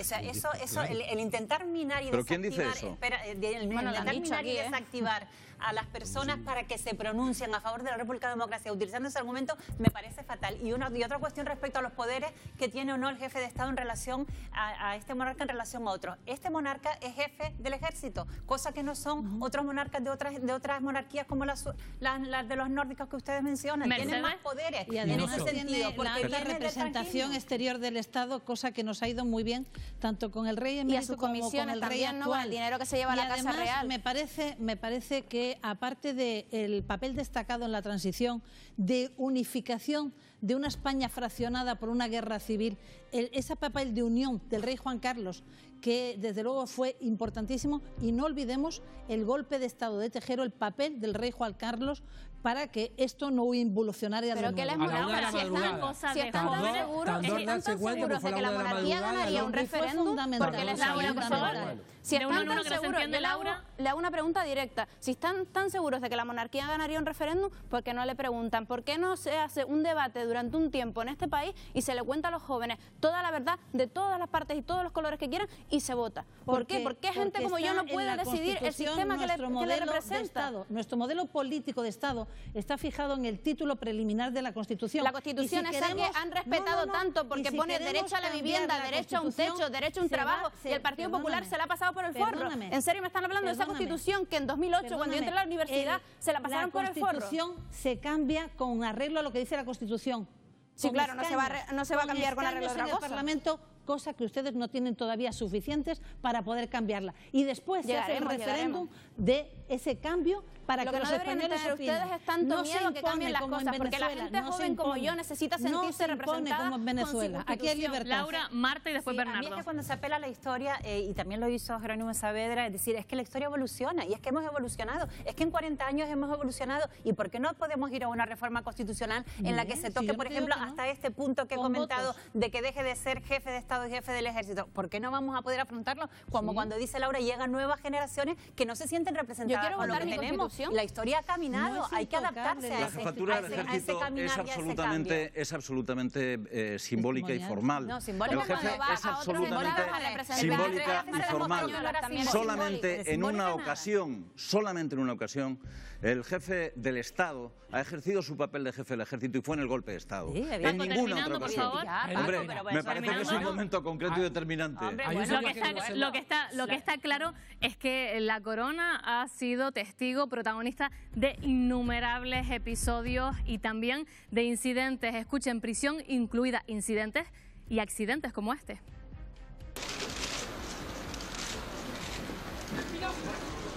Tropiezos y más tropiezos, ya lo han visto, escándalos de corrupción, supuestas infidelidades y alguna que otra metedura de pata. Así han sido estos últimos años de la monarquía. Empezamos. A finales del año 2011 se hizo pública la implicación de Iñaki Urdangarín en el caso Nos. La zarzuela lo apartó de los actos oficiales por su comportamiento no ejemplar, dijeron. La infanta Cristina fue imputada por delito fiscal y sentenciada a abonar una multa de 265.000 euros. Urdangarín fue condenado a más de 6 años de cárcel. En plena instrucción del caso Nos, en abril de 2012, se revela otro episodio que pone en jaque al rey. Juan Carlos se rompe la cadera durante una cacería de elefantes en Botswana. Se destapa en ese momento que no era la primera vez y se hace viral una imagen del rey tomada años atrás ante un elefante abatido. Lo siento mucho, me he equivocado y no volverá a ocurrir. Así pedía excusas verano de 2013. Leticia viaja a Palma para dejar a sus hijas con el príncipe Felipe y se marcha después de posar para la foto. En paralelo, los medios especulan con que el rey Juan Carlos se está viendo con Corina. La reina Sofía se distancia todavía más de su esposo. En el año 2014, el rey Juan Carlos abdica en favor de su hijo. El nuevo monarca quita el título de duques de Palma a su hermana y cuñado. La familia real pasa a estar compuesta en ese momento únicamente por los nuevos reyes y Juan Carlos y Sofía, que pasan a ser eméritos. Cuando todo parece que todo vuelve a la normalidad, en Semana Santa la reina Leticia protagoniza un desagradable encuentro con la reina Sofía y es duramente criticada por su actitud. Lo están viendo ese vídeo que se viralizó. Y en julio salen a la luz unas grabaciones de Corina en las que acusa al rey Juan Carlos de tener cuentas en Suiza. También le acusa de cobrar comisiones por intermediar en el proyecto del AVE a la Meca. Como decíamos, muchos tropiezos y una pregunta: ¿podrá Felipe VI limpiar la imagen que ha dejado la monarquía? así lo hemos dejado. ¿Podrá Felipe VI limpiar esta imagen que está, como estamos contándoles, en entredicho, Juan? Yo recomiendo a todo el mundo un libro de Pilar Urbano, Entrevista al juez Castro, donde habla de las presiones que recibió y sus sospechas de que vinieran de los propios aparatos del Estado para que la infanta Cristina se salvara de esta corrupción del NOS. Y cuando hablaba Mercedes Roldós y ponía de ejemplo Noruega y Suecia, la diferencia está en que allí no han estado vinculadas al amparo de una dictadura como ha estado en el caso español, y desde luego no han estado Jaime Peñafiel, nada sospechoso de ser republicano, que ha anunciado que ya en el año 73, en la crisis del petróleo, Franco permitió que el rey cobrara comisiones por importar España petróleo de Arabia Saudí, algo que sigue saliendo, que no se ha terminado de investigar, y que eso no ocurre desde luego en las monarquías avanzadas. ¿Bernardo? Ya que comparamos monarquías. Pues en Holanda no te cuento con la Lockett, ¿no? Bernardo, sí. Yo me pregunto cuáles son los problemas actuales de la sociedad española que creen que se puedan solucionar eliminando la monarquía. No, ¿cuáles? ¿Cuáles de los no problemas decimos realmente eliminar la acuciantes de la monarquía, sociedad yo he dicho española preguntar. se van a solucionar eliminando la monarquía? ¿Qué problemas se solucionan gracias al rey, gracias a la monarquía? Los complejos y al los dinero odios se que lleva tienen la Casa algunos. Real? A todos. Laura, especialmente al orden constitucional le hago del la año misma 78, pregunta. y por ¿Qué eso se empieza por arregla la con la cabeza, que es el rey. monarquía? Aparte del dinero que se va en los presupuestos para la monarquía, ¿qué nos está arreglando ahora mismo el rey? Porque la verdad que a mí Cualquier no me ha hecho presidente ningún de favor. república gasta más que la monarquía española. Bueno, también gastan más tener los diputados y los sueldos que se tienen, los sueldos que ustedes quieren bajar. Laura, escucha, vamos a ver, yo pereza, creo que ¿no? yo creo que al final, dejemos un segundo, al final el problema radica en lo siguiente. Alguien ha comentado, y bueno, ¿y por qué decimos que la república no puede ser una democracia? Por supuesto puede ser, miles de repúblicas son democráticas. Y también hay monarquías que son democráticas, la inmensa mayoría. La monarquía española está tocada porque ha cometido errores, ¿vale? Porque ha cometido errores el rey, pero la ventaja que tiene la monarquía sobre otros formatos, y yo no estoy diciendo que eso no pueda cambiar, es que normalmente tiene una continuidad. Y esa continuidad en momentos críticos, como pueden ser un momento de ruptura del Estado, como puede ser un momento de golpe de Estado, puede tener un determinado valor. Hasta ahora ha demostrado que lo tiene. No sabemos si eso va a funcionar o no. La monarquía Pero española es de las que menos apoyo tiene de toda tomar Europa. la determinación. En serio, no somos Inglaterra. Pero no vamos a ver, yo prefiero saber qué apoyo tiene por parte de la población española la desigualdad existente. Prefiero saber si la gente está de acuerdo con que este país lo gobiernen los bancos. Me parece mucho más importante que estar discutiendo este asunto. Laura, me parece que este asunto tiene toda la entidad suficiente para hablarlo al margen de los otros problemas. A mí me parece que la pregunta que hacías de si el príncipe puede, mientras la monarquía siga sobreprotegida en este país como está, mientras por delitos de injurias contra los monarcas, que por cierto está en reforma ahora mismo y se ha abierto una vía de reforma, esa desproporción entre esa superprotección, no hay comisión de investigación cuando se ve que hay posibilidades de que hayan cometido delitos, mientras por otro lado se encarcela y se pone en cuestión a quienes critican a la monarquía, eso ha sido un fallo de este sistema democrático. En este país se puede injuriar al rey, se puede quemar una bandera española, se puede pitar al himno, pero a una diputada no se le puede hacer una sátira, porque entonces la indemnizan con 70.000 euros. A mí me gustaría que pusiéramos las cosas en su sitio y, como decía Bernardo, vamos a solucionar los problemas de los españoles. Y a mí me parece muy bien que la gente pueda sentirse o querer ser republicano.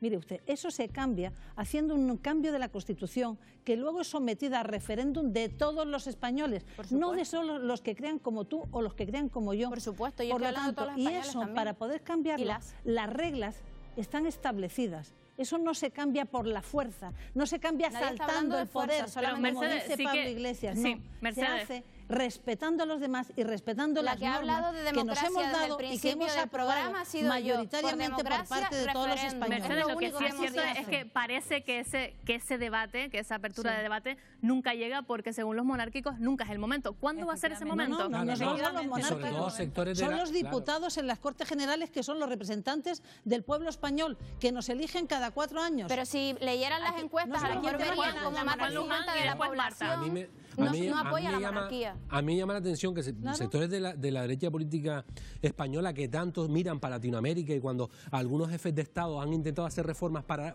poder presentarse a una reelección, aquí dicen que no hay que reelegir, que tiene que estar el jefe de Estado permanentemente y eternamente. Y son dictadores un jefe de Estado si hace una reforma legislativa para presentarse de nuevo a unas elecciones. Son los mismos sectores políticos y me parece muy llamativo. La realidad es que ahora mismo, cogiendo ¿Por qué no lo dices que el nombre comentaba del jefe de Mercedes... Estado al que te Perdona, refieres? Paco, Que es Maduro, que es Nicolás Nicolás Maduro? ¿Por qué no lo dice? ¿Por qué hablas de jefes de Estado en general? Te informo que Maduro no ha hecho realmente, ninguna si quieres reforma, comparar, no, si lo que quieres para este país es un modelo presidido por alguien como Maduro, te digo que me quedo con la monarquía, chico. ¿Qué quieres que te diga? Te digo yo, igual que antes dijiste que es volar el Estado plantear un debate sobre república. Yo no he dicho eso. Lo dijiste antes. Yo no he dicho eso. He dicho que hay gente que quiere volar el Estado, que está introduciendo este debate, que es una cosa distinta. Tenemos dos antecedentes, históricos de voladura del Estado. Dos antecedentes históricos de voladura del Estado. Marta, criminalizar. Laura, por favor, de uno en uno, que si no en casa no se entera. Marta y después Laura, por favor. El papel del Partido Socialista de Jerónimo Saavedra lo ha dejado bien claro. Es una auténtica contención para que ahora mismo haya posibilidades de modificar nada. Era un partido republicano que renunció precisamente para que tuviéramos una monarquía, una democracia a favor de la monarquía, y ahora mismo, con el apoyo de PP, Ciudadanos y PSOE, no es posible. El Partido Comunista también, no solo el Partido Socialista.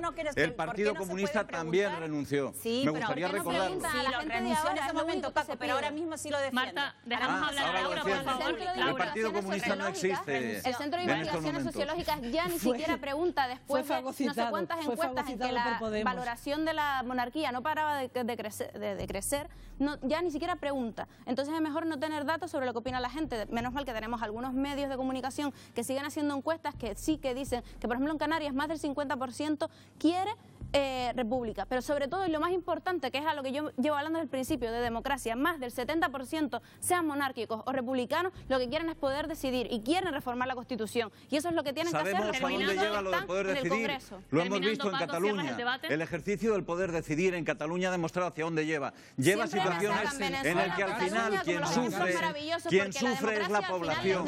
Se produce desestabilización. Laura, me dejaron intentar acabar, chico, déjenme acabar. Habla. Déjame acabar. Vamos a ver, los procesos a los que tú llamas derecho a decidir tienen que materializarse dentro de las leyes. El derecho a decidir sin ley no es un derecho a decidir, es una pataleta. La Constitución establece cuál es el mecanismo para reformar el sistema de jefatura del Estado. Confiemos en la Constitución, cambiémosla y sometamos a referéndum este asunto. Pero eso se hace en las Cortes, no se hace en Algaradas, no se hace en los ayuntamientos, no se hace en los parlamentos como el Parlamento de Cataluña. Cerramos este debate, tenemos que cambiar de asunto, totalmente de asunto, porque les vamos a contar una historia que conmocionó de forma brutal a la isla de Tenerife. El asesinato de Juan Jovino, un conocidísimo vecino de aquí, de La Laguna.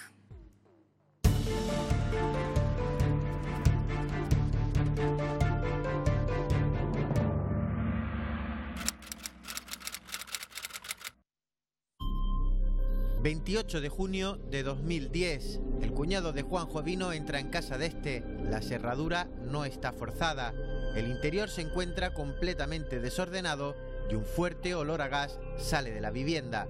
Sin llegar a indagar en el interior ante la preocupación de que un presunto ladrón se encontrara dentro, decide llamar inmediatamente a la policía, pero ya es tarde. Juan había sido asesinado.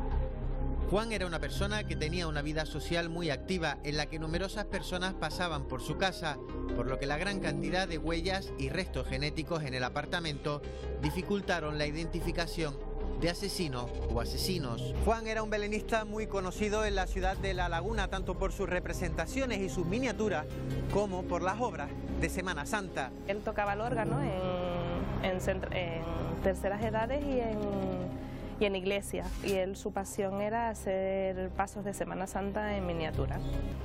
Esta es la iglesia de los Baldíos, el último lugar donde se ve con vida a Juan después de un acto religioso en el que tocaba el órgano. A partir de aquí se le pierde la pista. Es asesinado esa noche en su casa. En un primer momento se pensó que el principal sospechoso podía ser Tomás Marrero, de 36 años, que había realizado una denuncia tiempo atrás contra Juan por un supuesto delito de abusos sexuales que finalmente fue descartado.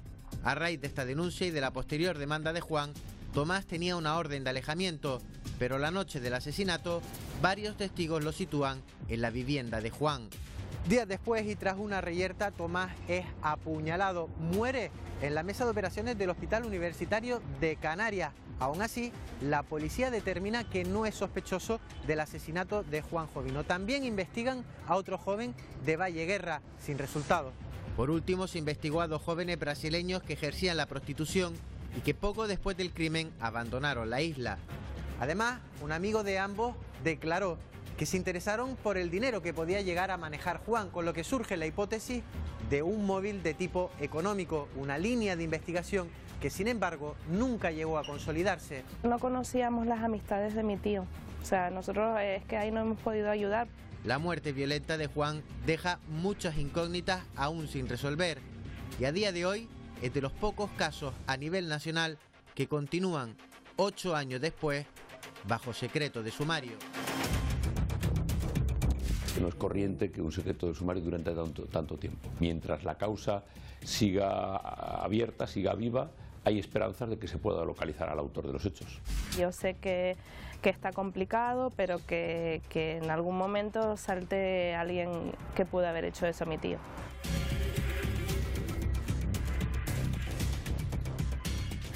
Un caso que, como les estábamos contando, conmocionó a toda la isla de Tenerife, que sigue bajo secreto de sumario y que quiero, Félix Ríos, buenas noches, que nos desgranes en 20 segundos las claves. Juan Jovino, miniaturista de La Laguna, asesinado en su casa en el año 2010, 8 años de investigación, 8 años de secreto de sumario ininterrumpidos, en los que no hemos sabido nada. La familia ahora mismo no conoce ningún detalle, lo único que ha podido averiguar es a través de la prensa y de cortas conversaciones con la policía. La Laguna necesita que ese crimen se solucione y la familia de Juan necesita que ese crimen se averigüe. Y si quieren saber todos los detalles de este caso, no se muevan porque se lo contamos a la vuelta de publicidad. No se muevan.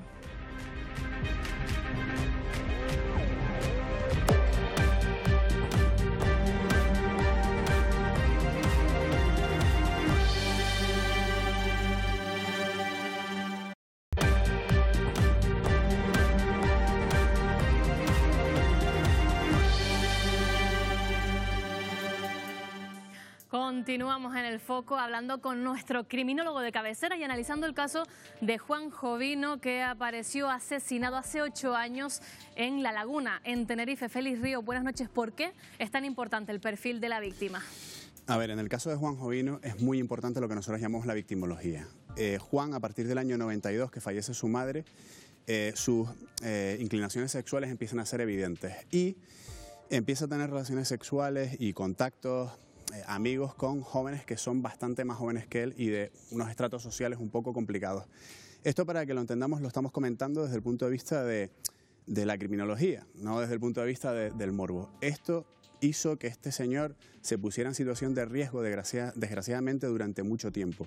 Y además ha sido algo que ha dificultado la investigación, porque ha habido un montón de indicios que estaban dentro de la casa en su momento que correspondían a un montón de personas y que la policía ha tenido mucha dificultad para intentar identificar a quién pertenecen. Félix, ¿cuáles son las claves de este caso? Cuéntanos. Bueno, te explico en pizarra. He preparado una breve cronología, ¿vale? Donde vamos a ver un poco qué es lo fundamental de este caso, qué es lo que ha ido ocurriendo y qué es lo que es excepcional, ¿no? Ya veremos por qué es excepcional este caso.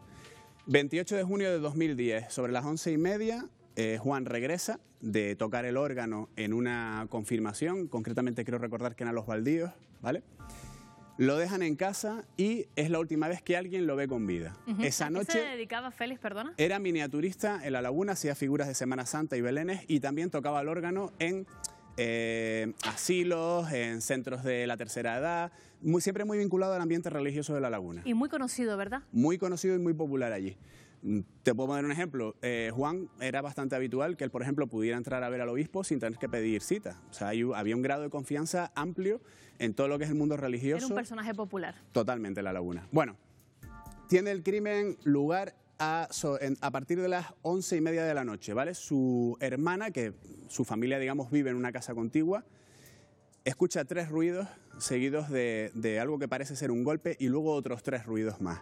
Eso pasa, pues, pasadas más o menos esta hora que te acabo de comentar, ¿vale? Al día siguiente, pues, se encuentra el cadáver, empiezan los primeros trámites de la investigación, pero ahora vamos a dar un salto en el tiempo. En marzo de 2011, uno de los sospechosos, Alexis, recibe una puñalada en la verdellada y muere en el hospital universitario. Alexis era una persona que en una determinada época de su vida, cuando todavía era menor de edad, había puesto una denuncia contra Juan, ¿vale? Esa era la relación entre Alexis y Juan. Sí, con posterioridad la retiró y luego incluso Juan estuvo amenazado por parte de este señor durante un tiempo. No obstante, parece que la policía también descarta a este sospechoso a pesar de que fallece. A finales de ese mismo mes, en marzo también, en el año 2011, seguimos en el mismo año, alguien entra en casa de Juan cuando está precintada por la policía y roba, se lleva algo. No se sabe lo que es. Se ha especulado sobre si podía ser alguien que tenía algo que ver con el crimen y que había algo que lo implicaba. Se ha especulado con que en casa de Juan pudiera haber material que implicaba a gente de La Laguna en determinado tipo de conductas poco, digamos, reconocidas o poco bien vistas por la sociedad, pero el caso es que tiene lugar ese robo. Pero es que la cosa no termina ahí.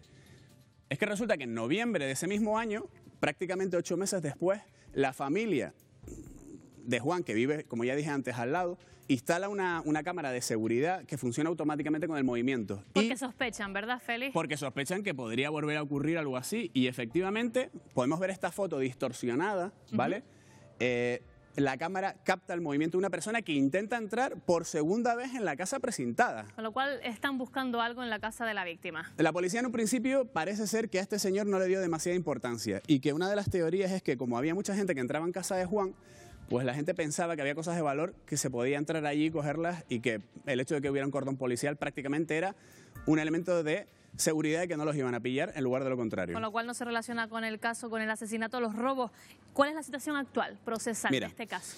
Lo espectacular de este caso desde el punto de vista policial y judicial es que lleva 8 años ininterrumpido de secreto de sumario. Eso, o sea, no hay un antecedente en España de esta, digamos, con estas características. No hay nada similar. El 11M, para que te hagas una idea, estuvo 3 años de secreto de sumario. Aquí estamos hablando de 8 años. Entonces, hay una preocupación por parte de la familia, por parte del abogado, Chema, lo hemos visto en pantalla, por parte mía. Félix, ¿y se podría abrir en cualquier momento? Vamos a ver, se puede y se debería de abrir. Es que es incomprensible que después de 8 años, comparando, como ya digo, con el 11M, que fueron 3 años de secreto de sumario, esto siga como está. Evidentemente lo que queremos es que se investigue y que se encuentre el asesino, pero es que ya esta prórroga, digamos, de 8 años de secreto de sumario está dando más a sospechar de que hay algo raro en el caso de Juan, de que se esconde algo que no se quiere que se sepa, que realmente una motivación por encontrar al criminal. Y eso es lo peligroso que estamos teniendo. ¿Esta es la sensación, para ir terminando, que tiene la familia?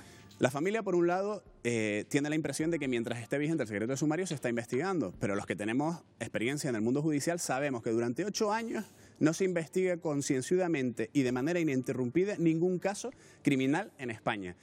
Queremos saber qué es lo que le pasó a Juan. Recuerden que si tienen información sobre este caso pueden escribir al correo sucedioaquí@elfoco.es. Gracias, Félix. Muy buenas noches. Como siempre, Miguel Ángel, continuamos contigo.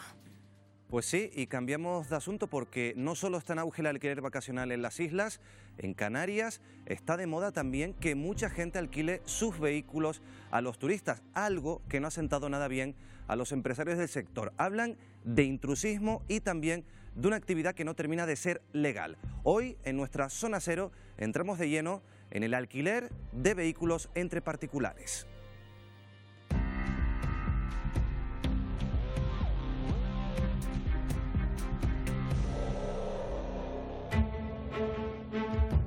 Alquilo un coche. ¿Por qué precio? 300 euros al mes. ¿Se hace un contrato? No. Eso es mercado negro. Si te mandan parar, es un coche de un amigo y ya está. Asume que esto es ilegal. ¿Esta máquina es de 2001? Son todos de 17 años, de 18 años. ¿En qué condiciones está? ¿Y el coche a nombre de quién está? De mi marido. Está a nombre de una persona, pero no he visto el DNI. Esto es absolutamente ilegal y no se puede hacer. Canarias recibe al año más de 16 millones de turistas. Muchos de ellos, al llegar aquí, lo primero que hacen es alquilar un vehículo. Basta con darse una vuelta por cualquier aeropuerto. En 15 minutos vemos salir hasta 17 coches de alquiler.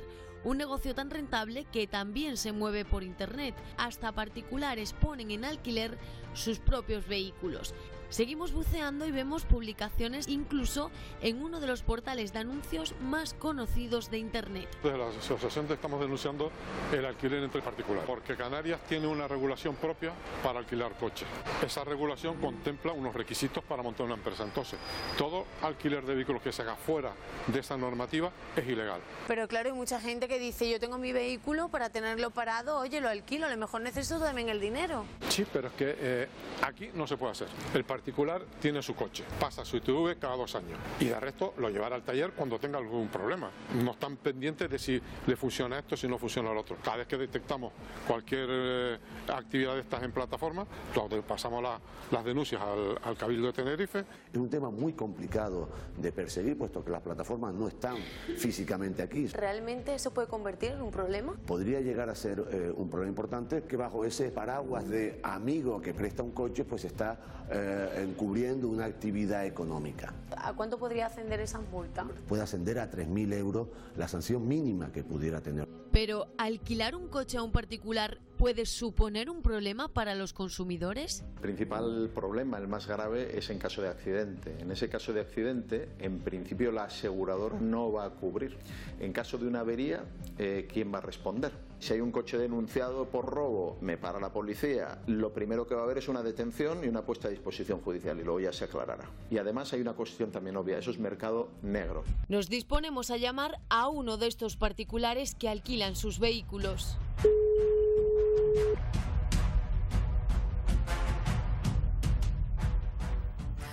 Por cierto, que son numerosas las páginas web donde se anuncia este tipo de alquiler de coches particulares, Miguel Ángel. Pues precisamente nos hemos puesto en contacto, gracias a estas páginas web, con muchos usuarios que nos alquilaban, que nos ofrecían sus vehículos. Vean. Desde la Asociación de Empresarios de Coches de Alquiler de Canarias denuncian que los particulares alquilen sus propios vehículos, pero ¿es realmente ilegal?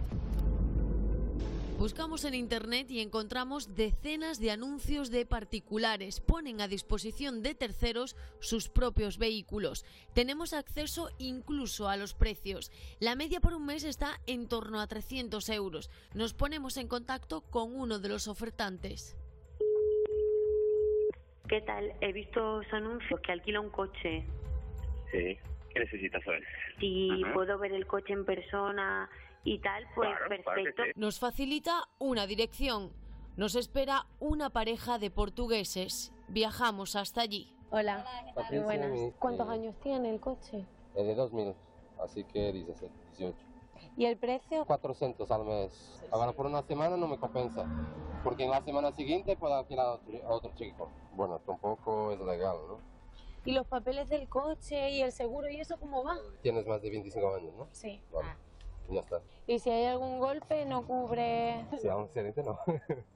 Si te mandan parar, es un coche de un amigo y ya está. Reconoce abiertamente que hace negocio con su vehículo, pero ¿será un caso aislado? Lo comprobamos. Contactamos con otro particular. Hola. Hola, que he visto un anuncio que alquilaba usted un coche. Sí, alquilo un coche. ¿Por qué precio? 600 euros al mes. En esta ocasión nos atiende una italiana. Enseguida pone precio a su coche y nos cita para ampliar toda la información. ¿Tú lo sueles alquilar a mucha gente normalmente? Sí. Por 3 años, mi amor. ¿Y el coche a nombre de quién está? De mi marido. Está a nombre de una persona, pero no he visto el DNI. ¿Y se hace un contrato?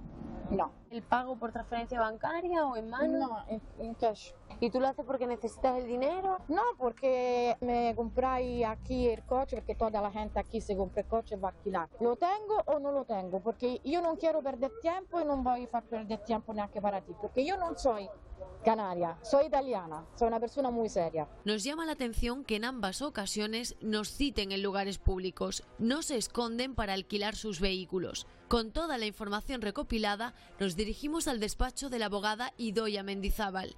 Queremos saber si realmente esta práctica es ilegal. Si te mandan parar, es un coche de un amigo y ya está. Lo que te está diciendo es que si te paran o te tienes algún problema, digas que eres un amigo. Aquí no hay un contrato. Esto no es un alquiler. A mí esto me parece más una estafa. Tienes más de 25 años, ¿no? Sí. Vale, ya está. Los que han hecho el seguro más barato, de mayor de 25 años y de más de tanto tiempo de carné. Esos requisitos pues no saben que el seguro no va a cumplir. Hola, buenas, ¿qué tal? ¿Y el coche a nombre de quién está? De mi marido. Está a nombre de una persona, pero no he visto el DNI. Tú tienes ahí unos papeles que dicen que este coche es de un señor que no es esta señora y no firmas nada. Ella misma asume que esto es ilegal. ¿Cuántos años tiene el coche? Es de 2001, es 17 años. Son todos de 17 años, de 18 años. ¿En qué condiciones está? Lo coges, se te rompe mañana, tienes un accidente, puedes tener muchísimos problemas. ¿El pago por transferencia bancaria o en mano? No, en cash. Dineros en efectivo, esto es absolutamente ilegal y no se puede hacer.